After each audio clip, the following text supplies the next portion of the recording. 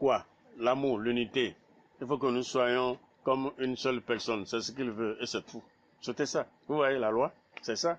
Alors, si nous faisons recours au livre d'Osée, le livre de Osée, vous verrez que il y avait plus de 10 000 préceptes avant l'arrivée du Seigneur Jésus-Christ. Mais pourtant, il est venu encore avec loi. Et à la descente de l'église du Christianisme céleste, nous constatons qu'il a des lois sanctifiantes. Des lois. J'écris pour lui toutes les ordonnances de ma loi. Elles sont regardées comme quelque chose d'étranger. Donc c'est ça, c'est la loi. Alors si vous ne maîtrisez pas ces choses-là, bon, je ne pense pas que vous allez goûter à ce repas qui nous attend au-dessus des firmaments. Voilà, donc nous allons apprendre à respecter Dieu à travers ses lois, ses préceptes, ses ordonnances et ses desseins. Et ça s'arrête là. Mais n'oublions pas les lois sanctifiantes de l'église du Christianisme céleste. Donc les 10 commandements, c'est la loi alliance. C'est cette loi-là qui nous lie avec Dieu. Car il est écrit que si nous respectons ces lois, j'ai mis aujourd'hui devant toi, le verset 15 de quel chapitre? Du chapitre 30, livre de Deutéronome, j'ai mis aujourd'hui.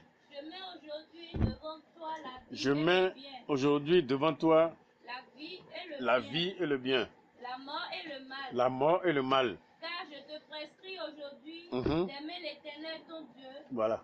de marcher dans ses voies et d'observer ses commandements. Voilà. La vie, c'est l'observation ou l'exercice des lois et les préceptes. C'est ça.